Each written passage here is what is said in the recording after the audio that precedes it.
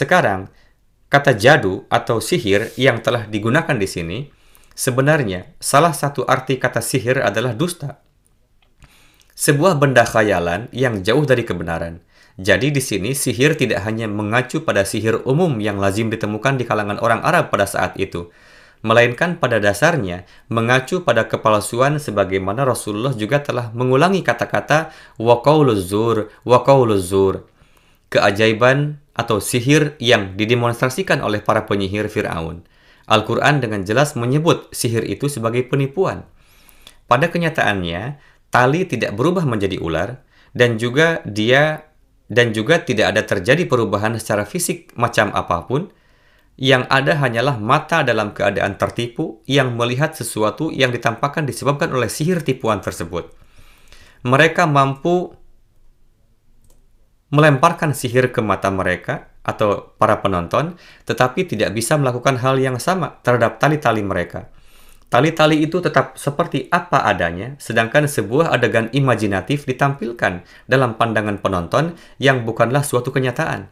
Jadi, sulap dan tontonan serupa yang menampilkan konsep atau gambaran yang menipu tentang sesuatu, jika sulap itu ditampilkan semata-mata untuk kesenangan dan untuk hiburan sehari-hari, dan jika tujuannya bukan untuk menghipnotis penonton agar berpikir bahwa sulap ini sebenarnya adalah sebuah kenyataan, jika itu hanya untuk menciptakan rasa takjub atau sihir semacam ini tidak akan termasuk dalam definisi sihir yang menipu, karena sihir atau penipu semacam itu memerlukan upaya sedemikian rupa sehingga orang lain dituntun untuk percaya pada sesuatu yang tidak benar dan jauh dari kenyataan.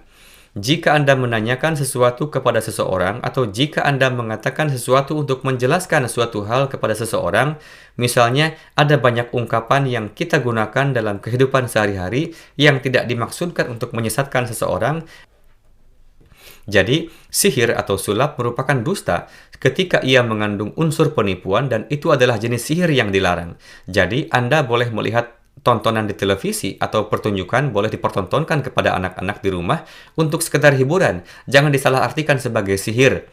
Kata sihir mengandung makna penipuan dan itulah sebabnya ketika orang melontarkan tuduhan terhadap para nabi, mereka selalu disebut sebagai sahir atau tukang sihir dalam pengertian ini. Mereka tidak disebut sebagai sahir dalam arti bahwa mereka akan menampilkan pertunjukan sulap. Mereka disebut sebagai sahir dalam arti bahwa apapun yang mereka katakan adalah palsu dan mereka memberikan kesan palsu pada Anda. Tidak ada jenis Tuhan yang ia bicarakan dan keajaiban-keajaiban yang Anda lihat ini juga bukanlah keajaiban yang asli. Hal-hal ini adalah kebetulan-kebetulan dan peristiwa-peristiwa tidak disengaja. Ketika saya mengeluarkan tantangan mubahalah atau adu doa, salah satu hal yang telah disampaikan para ulama dengan begitu gaduh sebagai respon terhadap hal itu adalah bahwa kematian Zia-ul Haq adalah sebuah kebetulan dan itu bukanlah suatu keajaiban atau suatu tanda. Itulah sebabnya mukjizat yang dimanifestasikan oleh para nabi atau peristiwa-peristiwa yang terjadi sesuai dengan nubuatan yang disampaikan oleh para nabi berdasarkan pengetahuan dan wawasan yang diberikan kepada mereka oleh Allah Ta'ala, orang-orang menyebutnya sebagai sihir. Dan dengan ini mereka menyimpulkan bahwa itu adalah sebuah kebohongan, atau itu hanya suatu kebetulan, dan apapun yang telah dikatakan tidak ada hubungannya dengan kenyataan. Sekarang saya ingin menyinggung bagaimana mereka menyebut kematian Zia-ul Haq sebagai suatu kebetulan. Pertanyaan yang muncul adalah, apa yang terjadi pada Shah Faisal? Ada 3 orang yang telah memainkan peran penting dalam menyatakan Jemaat Ahmadiyah sebagai non-muslim, dan di antara yang lebih kuat dengan kuasa yang lebih tegas memainkan peran ini pada tingkatan yang lebih tinggi lagi, Faisal memiliki kekuasaan yang paling besar. Karena selama dia tidak menyetujui hal ini atau tidak memberikan jaminan atas dukungan terhadap hal ini, Pakistan tidak akan berada dalam posisi untuk membuat keputusan seperti itu. Karena itu, Tuan Bhutto meminta persetujuan penuh dan sinyal hijau dari Faisal. Dia menegaskan, apakah semua baik-baik saja? Apakah Anda sepenuhnya setuju dengan kami dalam hal ini? Dan apakah Anda akan mendukung kami? Kemudian mereka melanjutkan rencana mereka. Selanjutnya Tuan Bhutto membuat keputusan sebuah masalah yang berumur 90 tahun. Dan sekarang belenggu berumur 90 tahun atau permasalahan berumur 90 hari inilah yang menggantung di sekitar leher Pakistan dan yang tidak bisa dipisahkan. Dan mereka berulang kali menggunakan angka 90 untuk memberikan penekanan pada hal ini. Kemudian masa Ziaul Haq juga berlalu. Bagi mereka bertiga, mati dengan kematian yang tidak wajar dan mati dengan cara orang-orang bahkan tidak bisa mengerti, apakah semua ini hanya kebetulan? Inilah pertanyaan yang muncul. Sihir adalah sesuatu yang tidak benar dan didasarkan pada kepalsuan. Dalam kasus kita ini, peristiwa yang sebenarnya digambarkan sebagai sesuatu yang salah, inilah yang dilakukan oleh orang-orang. Ini bukan sihir atau magic dari pihak kita.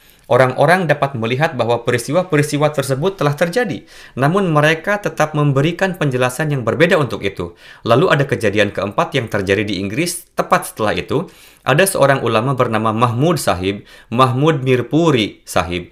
Lihatlah bagaimana dia meninggal. Sebelum kematiannya, dia menerima tantangan mubahalah. Saudara kita Sayyid Nasir Shah Sahib sangat tertarik dengan hal-hal ini. Dia benar-benar menelepon asisten Mahmud Mirpuri atau siapapun yang berwenang setelahnya, dan beliau bertanya kepadanya bahwa saya telah mendengar bahwa Mahmud Mirpuri Sahib telah menerima mubahalah atau duel doa. Apakah ini benar atau salah? Pria itu berkata, ya, ini benar. Dia telah menerima tantangan mubahalah. Dan kemudian beberapa hari setelah itu, dia meninggal dalam kecelakaan mobil dan orang-orang yang datang untuk berduka cita juga kehilangan nyawanya. Ada sejumlah besar orang yang terluka atau yang meninggal dan ada banyak kegemparan dan tangisan tentang hal itu. Kita juga bersyukur bahwa ada rekaman percakapan tersebut. Kalau tidak, nanti orang-orang akan mengingkarinya.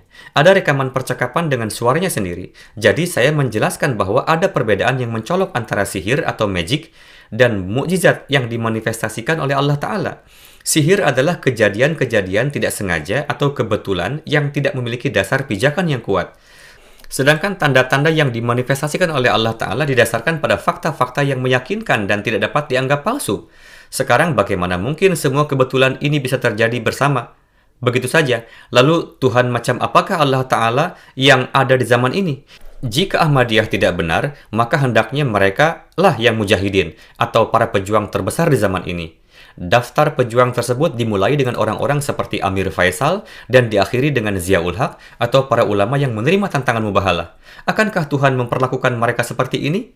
Kami belum pernah membaca dimanapun di dalam Al-Quran atau dalam sejarah agama lain manapun bahwa Tuhan akan menghancurkan, mempermalukan, dan menghinakan orang-orang yang menentang kepalsuan demi mendukung Tuhan dan agamanya dengan cara ini.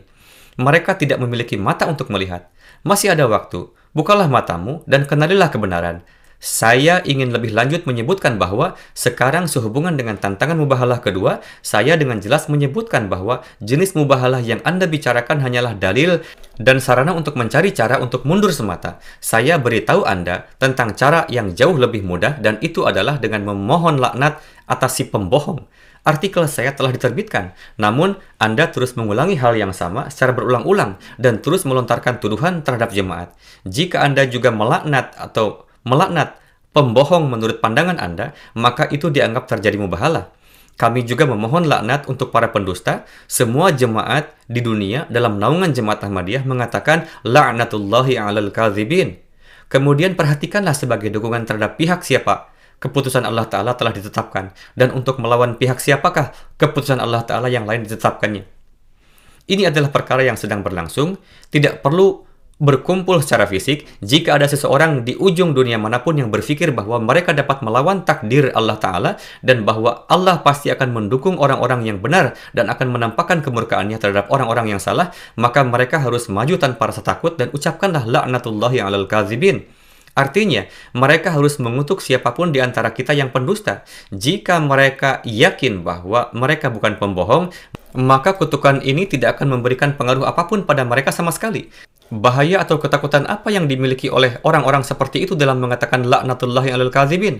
Oleh karena itu, saya tegaskan sekali lagi di sini bahwa siapapun yang ingin menggunakan metode la'natullahi 'alal kadzibin, mereka harus melakukannya dengan memperhatikan syarat-syarat ini dan mencari sendiri apapun tuduhan-tuduhan palsu yang dilemparkan para ulama terhadap Jemaat Ahmadiyah yang dengan jelas telah saya sangkal sebagai perwakilan dari jemaat dan yang telah saya bantah berdasarkan tulisan dari Hadrat Masih Maud alaihi salam, ulangilah tuduhan-tuduhan tersebut dan kemudian ucapkan laknatullahi alal kadzibin di dalam hati Anda. Dan jika ada orang yang ingin mengajukan kasus mereka sebagai tanda, maka mereka harus menulis kepada kami juga bahwa kami adalah orang-orang yang telah menerima tantangan mubahalah Anda dan semua hal yang Anda katakan adalah salah. Kami menyatakan bahwa hal ini adalah benar.